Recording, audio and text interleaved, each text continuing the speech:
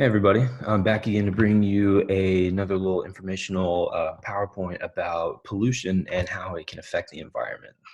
So what we are going to do is a little introduction to pollution, and we'll run through the different types. So pollution is an introduction of contaminants to the natural environment that causes a negative change.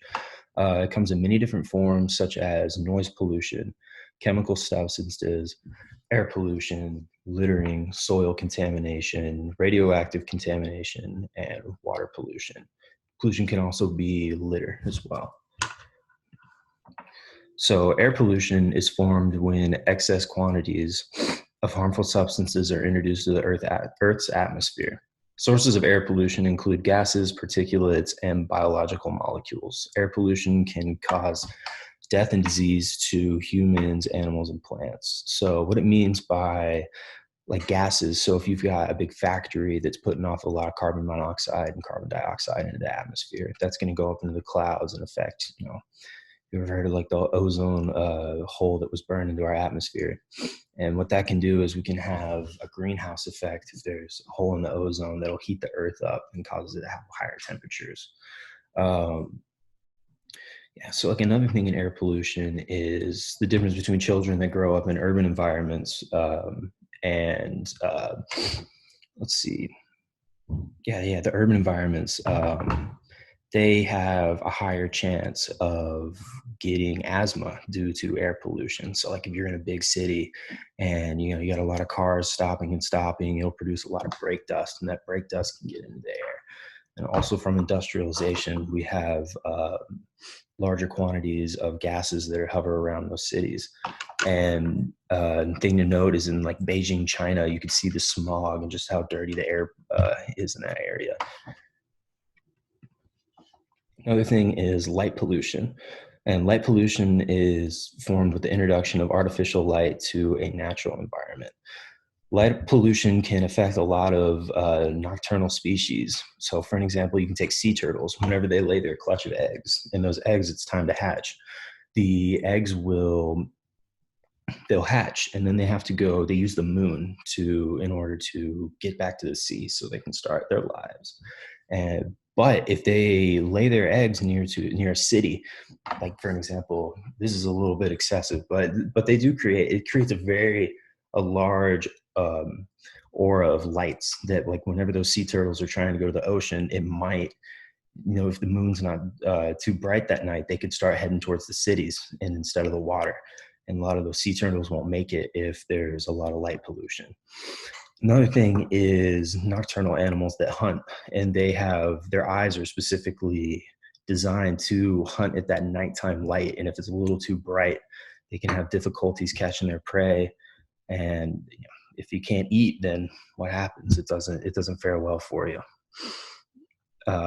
Fixing this issue really lies on the individuals who produce this kind of light. Like if they can get lights that turn off at a certain time, or lights that really only shine in the area where they're supposed to, and that way it can reduce the amount of light that shines up in the atmosphere and that projects off into the distance. Radioactive contamination.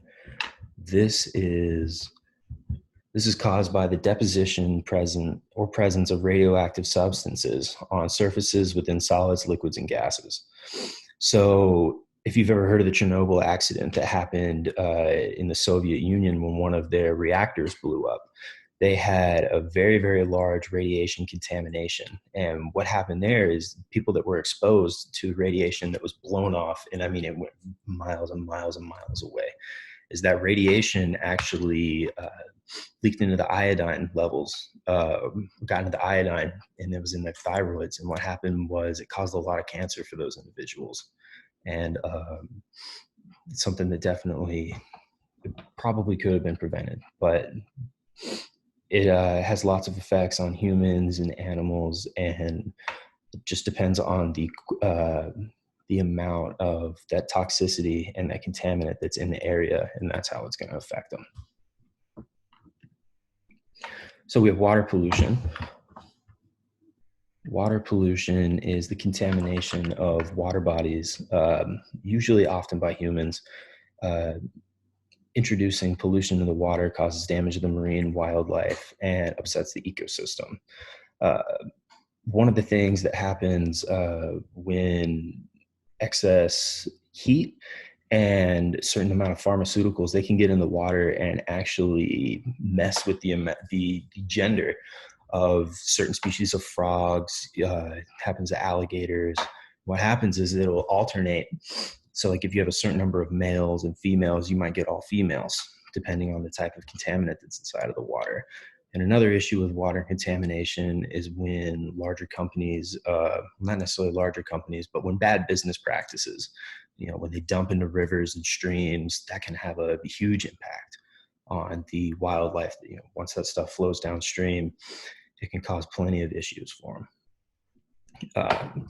Usually, we have a lot of checks and balances to keep that in check, but in some of the third world countries, they don't have sanitation that we have, that we're very lucky to have. So often they'll just dump their sewage, their trash, and any excess amount of waste products straight into a large, river or lake, and it just doesn't fare well. It doesn't look good for those areas.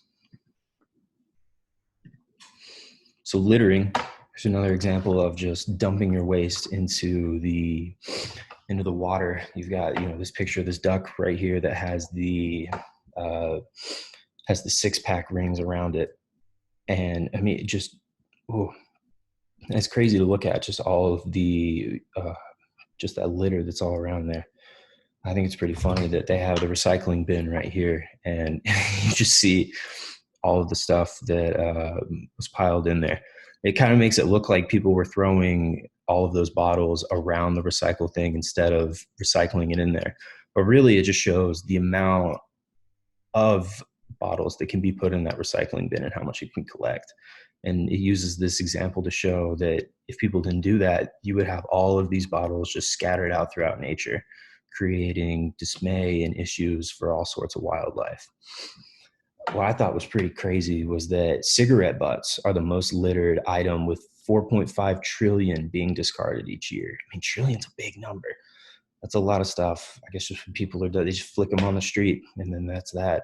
So one thing to do is recycle and dispose of your waste products properly. And that way we don't have to give the environment any excess stress that it's probably already under. So guys, that was a little information about how pollution can affect the environment. I hope you all enjoy it. Okay.